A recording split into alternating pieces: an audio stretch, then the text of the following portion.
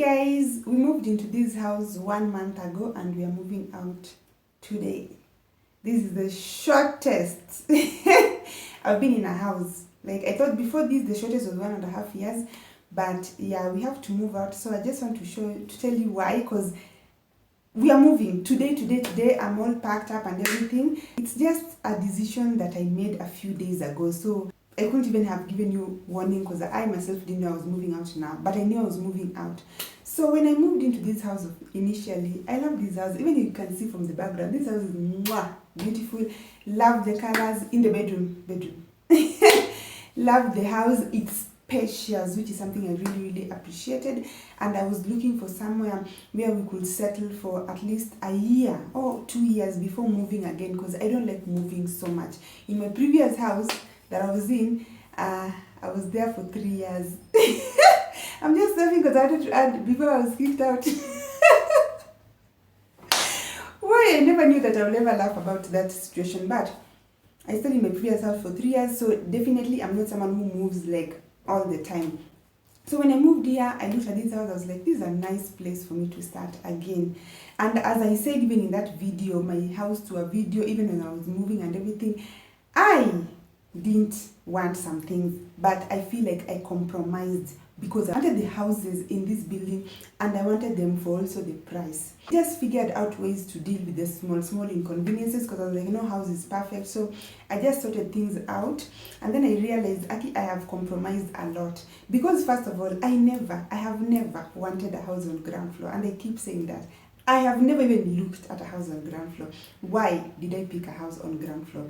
Because I started experiencing the problems that typically come with living on ground floor. Okay, at first I was like, oh, it's okay. Well, I wanted a balcony. And even my house to a video, I kept saying those are two non-negotiable: balcony and a kitchen countertop. I didn't get a balcony. I got a backyard, and I was like, you know what? It's okay. At least we have somewhere, blah, blah, blah. But even Taraji, after we moved in the following day, because we moved in at night, in the morning when she opened the door, she was like, we don't have a balcony. I was like, but you have a big backyard, you can play. She was like, but you can't even see anyone. It's just a wall.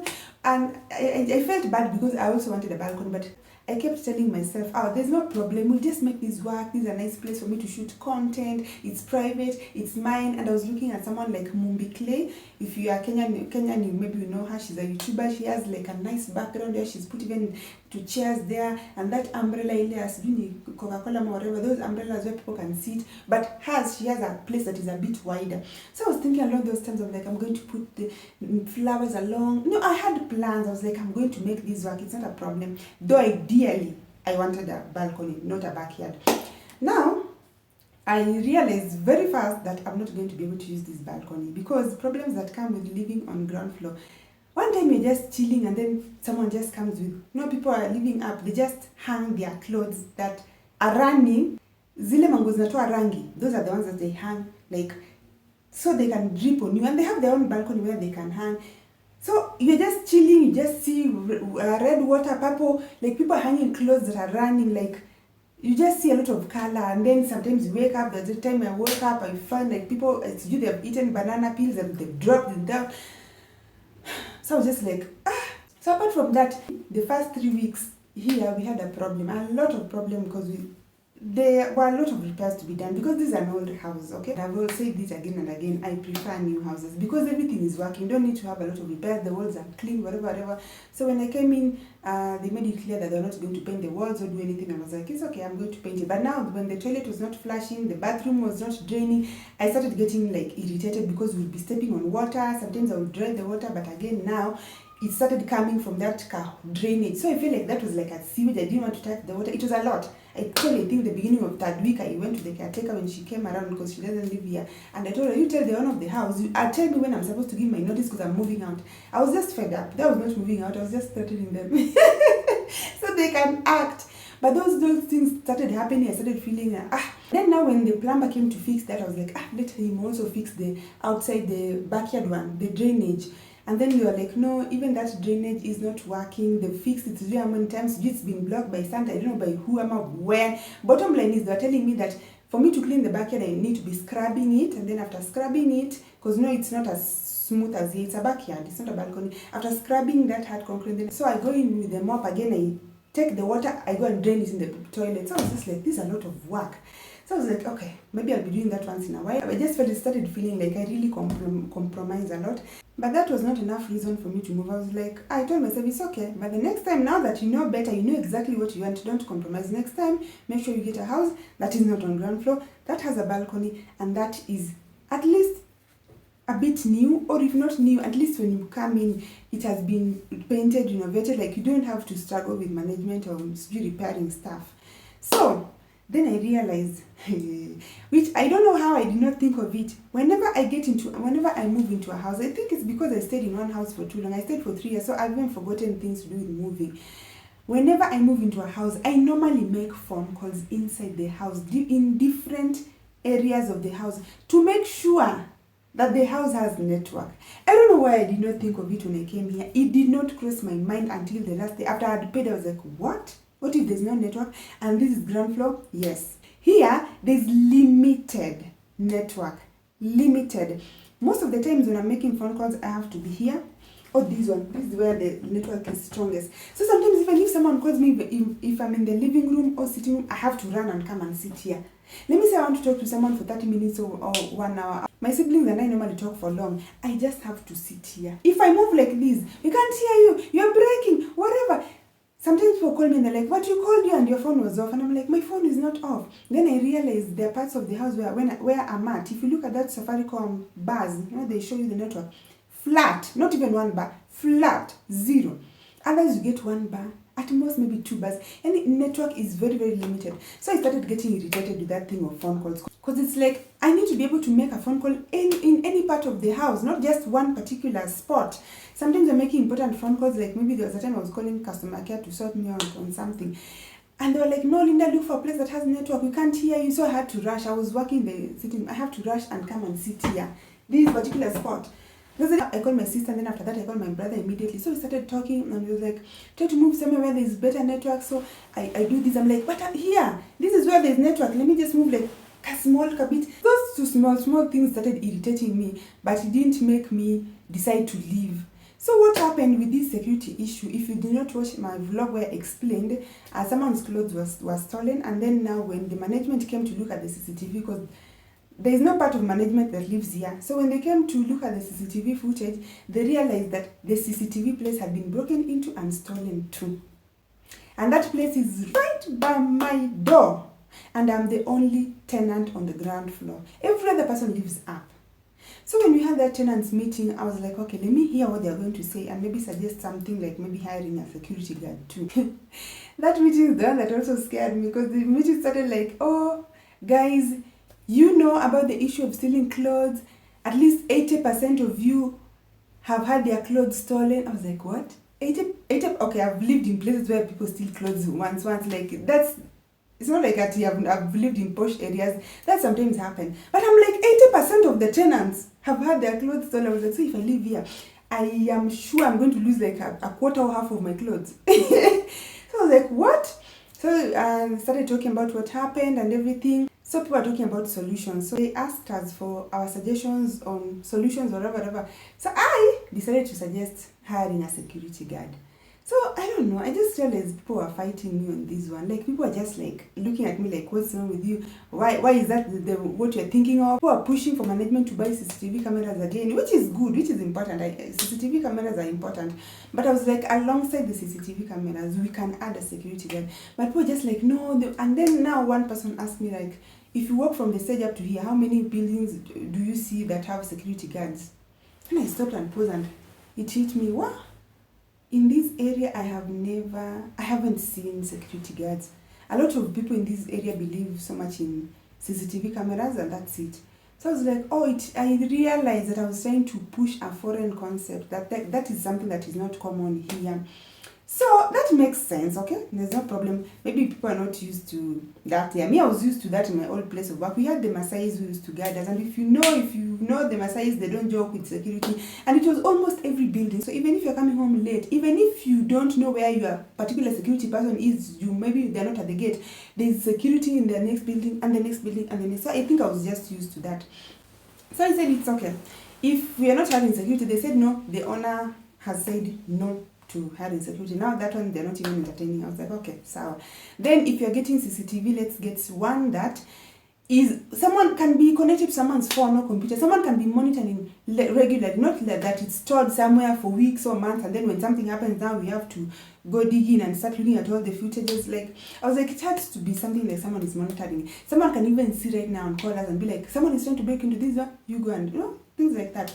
So we talked about those kinds of things. And then I also told them to fix my lower latch, because my lower front door latch, the lower part, is not there. Apparently I was told some people remove them, people who have kids, because kids tend to lock themselves in.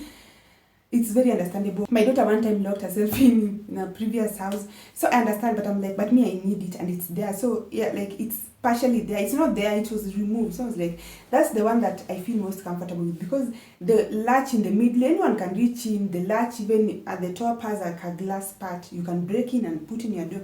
And so I just told the caretaker, I was like, me, I'm scared because I'm living on ground floor alone. And I'm a lady, I don't have a man in the house, and now this lower latch is not working. And then when you're in that meeting, have you ever been somewhere and people are just saying things that are scaring you? People are like, yeah, people, we need to lock the door, we need to lock the gate, okay, so that people cannot get in. So while people are in that point of, let's lock the gate, let's always lock the gate, someone's like, yeah, I normally go to work at 3 a.m. or 4 a.m. and I always find the gate open. Hey, that is the time I wanted to move out. I was like, at 3 a.m. the gate is normally open, and we don't have a security guard, and now we don't have CCTV camera, and I'm not the only person that if they get in, if you are getting into the building, you are getting in while looking at my living room like this. I was like, at 3 a.m. the gate is usually. So that is what now started scaring me. So they said that they were going to fix it within a week. I obviously knew it was not going to take a week, because even for fixing the plumbing, the toilet and the drainage, I had to threaten, and they told me that the owner is still wants to buy everything at once. I don't know what everything is. I don't know if it is also inclusive of CCTV. I'm like, it's one latch. It's that kind of thing like this. Can you just buy for me one as you look for money to buy the entire CCTV set? They're like, they have to buy everything at once. So even as we are speaking, the latch is still not there. So that made me very, very uncomfortable, and I'm an overthinker. I started thinking about a lot of things. So that security issue is the one that made me feel like, no, I won't stay here for long. So I just made that decision. I was like, I'm not going to stay here for even a year. Let me just like settle, look for money, and then at some point in a few months, I will leave. In the meantime, I will push them to put the latch, and also try to just do whatever it is I can, and also just try to monitor the situation. There have been issues of power outage the entire country, but this place has been worse. It has been going off every day for the past 2 weeks. Every day, about 8 to 12 times in one day. So when that happened, when there's no power, what I normally do is I just buy bundles and I work. So I realized that I'm not able to work, because if I buy bundles, there's no network. Bundles, network haishiki. I try move from this place to this place. Sometimes messages, you see WhatsApp messages coming in and then it stops. It is very weak. Network is weak, and it's not strong enough for me to hotspot on my laptop so I could work. So I got a job, and I've not been getting jobs that regularly. So I got a job. So that particular day that I was to start working, that day there was power. At least it disappeared, I think, only 4 times. But internet was not there, because they told me that where the internet, they're housing their things, there is no power there. So I was like, no problem, let me just buy internet. I tried, I wasted money. I tried, it was not hotspotting. So I started feeling bad. I was like, I have a job, I can't do it. Then it hit me that I can only work when there's Wi-Fi, because Wi-Fi is strong enough so the laptop picks. I was like, I can only work when there's Wi-Fi, surely. And I work from home. I'm not someone who goes to an office to work. This is my office. I work from home. And even uploading videos on YouTube, the past, I think, few weeks, I've been consistent, yes, but I've been missing my Sunday 2 p.m. And that has been, like, I think from last year, I've not been missing that time. But I've been missing, because sometimes when there's no electricity or internet, I can't use bundles, it can't upload, so I have to wait until electricity comes, and then it uploads, and then electricity goes, and then I wait again. So I was just feeling like, this thing is going to mess me up. It's going to mess up my YouTube channel. It's going to mess up my writing jobs. We can't always have Wi-Fi, but I should be able to buy bundles. Bundles, my Ugandan people, is data. I should be able to buy data and work. So this network thing with the security thing, I was like, no, I'm not staying here. So after I uploaded that video of the security thing, my friend reached out to me. I normally tell you guys I have a guardian angel here. She reached out to me. She was like, Linda, I know you've said that theft occurs everywhere, but please just consider moving for your security and that of your daughter. Please just consider moving. And I told her, because she's someone whose opinion I value very much. She's never actually pushed her ideas on me. I don't like people who like force me to do things. I want you to advise me and then let me make the decision. So she's normally very respectful, and the way she even talks to me, I was like, I value her opinion, so I listened to her. So I told her moving really crossed my mind when that thing happened, and I told her I've been contemplating moving, but I can't move now, but I'm not going to be in this house for long. So she told me, I understand you. If you decide to move, I'll support you. So that was before this day that I struggled to find a network to work. That is the day that I decided to move out. Because I was here, I struggled, I've edited a video, I'm just laying in bed, I'm like, what is going on? And then I was just like, why am I struggling like this and I pay rent? It's not like I'm living here for free. And then I remembered, I was like, she said she's going to support me. I said, why? What's the point of me staying here? I got up. Because she's not in Kenya, so the time difference, I know she was not awake. I got up that day. I went house hunting immediately. Immediately I made that decision, I went house hunting. So I was like, I'm going to give my notice today, so I can stay here for 1 month and then leave. Because in Kenya, when you move in, you pay for an extra month. As deposit, you pay all these things, down payment, and then you pay an extra month. So when you're leaving, you need to give a 1 month notice so that they refund you your money, or other people tell you not to pay rent for that month so you can use your deposit. So I decided I'm going to give a notice of 1 month. Then this 1 month is enough for me to look for a house, because I'm not moving estates. I can't take my daughter to another school again, and she's already adjusted to this one, and that means extra expenses. So I was like, I'm just going to move within the same estate, but I'm going to be looking for houses slowly by slowly. I just walk around and look at houses. Do you know I got a house the same day? I got out of here, I walked. I first went to that house that I loved. If you watch my house hunting tour, there was a house that I was raving about. I was like, I want to move in, but they said that they have to finish. People started moving in this month, actually, this February. So I was like, you know what? Let me first go see if it has been completed and then how it looks like. That was my first choice. So I went there. I looked at the house. A lot of them had been taken up. The ones that they said that I wanted, but some were still available. They were beautiful. But then when I was there, I started looking at that kitchen. I'm like, no, this kitchen is small. When I made a decision to move from this house, I knew that one, I'm going to have to adjust my rent slightly, because this was the cheapest house out of the ones that I saw. And it is cheap because I'm told the owner reduced the rent. This is not the actual rent. People are paying higher. So I knew that if I'm looking, I'll have to slightly adjust my rent. And I also knew that I was going to get a smaller kitchen, because I've never lived in such a big kitchen. So I was like, it's okay. But that one, it appeared too small. There was just one section for cooker. There wasn't a section for fridge. So I was like, the fridge was going to be in the way. I started seriously thinking about it. I'm like, I love this house and it's decent. But why was I so obsessed with it? Like, I like it, but I am not 100% sure that I want to live in here. Actually, on my way there, I saw another house. We hadn't looked that side. So I saw it. It looked like those houses that it stood out. It stands out from the rest of the houses, but not in such an obvious way that will be like, oh, that house is so amazing. So I said, that house looks beautiful. So I passed by there, I got the number on the gate, I called. The person was like, I'm just like 5 minutes away, I'm coming. And me, I know Kenyans. If Kenyans tell you they're 5 minutes away, they're like 20 to 30 minutes away. So I decided not to wait. I was like, let me go look at that other house that I liked, and then I'll come back to this one. So I went there, I looked. When I was there, actually, by the way, he called me. I was like, okay, I'm coming. So it was time for Taraji to go to the house. And I'd not given her a key because I didn't know that I was going to be out looking for houses. I just decided in the middle of the day. So I picked Taraji, brought her home, and then went back to look at that house. I don't know why. I just feel like, you know what? I want to see this house. And then the person told me that I came, you were not there. I left again. And I was like, I'm here now. I'm waiting for you. He was like, are you waiting? I'm like, yeah, I'm waiting for you. I sat on those rocks. This was Mjingo. I just sat there. I don't know why.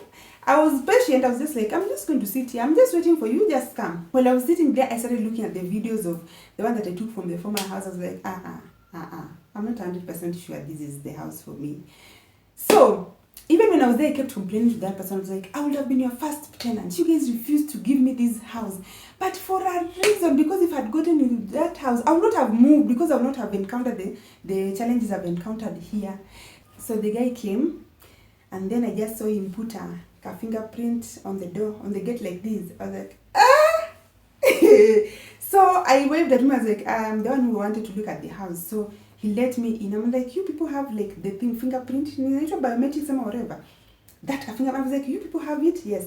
So there's no way. The gate was not even opened. There's no way you could have entered. No one can enter except the tenants because their fingerprints are in the system. Well, I was impressed at that point. And then we got in and I was like, he was getting something from ground floor. I was like, no, not ground floor. I was like, no, I'm just getting the keys. I was like, oh. So we went up. I was like, which floor? He told me. I was like, amazing. So he opened the door. I just saw the living room. It was big. I saw the living room. I was like, But now when I saw the kitchen like this, I think the guy he thought I was mad. I just ran. I was like, oh my God, I love this house. How much is it? Because my mind was like, oh my God, what if it is too expensive and I cannot afford it? But I like it. He was like, just look at the entire house first. I was like, no, if you say that, then it means that you don't want to shock me. So he was just like, just look at the house. I looked at the house. I loved it. Of course, no house is perfect, but this one, I was like, this is my house. I told this guy, this is my house. Please don't give it out. And then I told the guy, I've not even given a notice. I'm going to give a notice so I can come in March, like 1 month from now. The guy is like, surely, 1 month, surely. This house cannot stay vacant for 1 month. Someone else will come and pay for it and we can't keep it for you for 1 month and we miss out on that. So I just kept telling this guy, this is my house. This is my house. At that point, I told God, this is my house. Please keep this house for me. I don't know how I was saying this is my house and I'm moving in 1 month's time, but I was like, this is my house. So he told me the rent. Obviously, as expected, it was slightly higher than this. Even the one that I went to look at, it was slightly higher than this, but it's something that I can afford. So I was like, okay, that's good. How much do I need for down payment? Blah, blah, blah, blah, blah. I asked him, can I take like a short clip of the house? He said, it's okay. I just took a short clip of the house because I was thinking of my friend. I'm not even told her at this point because I just decided in the middle of the day. I just took a short clip of the house just showing. I was like, okay, I'm going to show her. My friend now, my guardian angel. I don't know which name to give her. Girl, you better give me a name that I used to refer to you because I just say guardian angel. So I took the clip. And then I left, and then I took that guy's number, and I told him, I'm going to call you, but this is my house, don't give it out. So I came here in the evening when I was sure like she was awake. I just told her, you know what, I've thought of what you've said, and yes, I want to move out. So my plan was, since I had already started getting this job, I was like, okay, if I get this job and then I combine with this and then I combine with this, and then I'm going to to my sabu, then I'll be able to move, and maybe if I get my deposit back, then maybe that will help me the first few, weeks and whatever. So I was just like making those calculations, knowing that I'm moving after a month. Guys, you'll understand why I call this lady my guardian angel. Tell me why this lady tells me, Linda, even if they refund your deposit or not, I am giving you the money to move. I am at work, but when I get home, I'm going to send you the money to move. I was like, what? Same day, I was shocked. I was like, what is going on? And it was at night. So I didn't even sleep. I kept thinking of that house and I kept thinking of her. And I'm like, how is this even possible? She's just going to send me the money, all of it, because I knew that she was going to give me part of it. She didn't say how much, and then maybe I was going to combine with mine. So that's why I was making all these preparations. Tell me, guys, when I woke up, I saw the money. I was like, Jesus is not. Tell me why, even if it were you, tell me why I would stay another 1 month. Tell me why. I already had the money for the down payment and everything. I think at this point I should say, this video is sponsored by my guardian angel. You people. One of my friends just tells me, Linda, God has visited you through this lady. God has visited me through this lady, I'm telling you.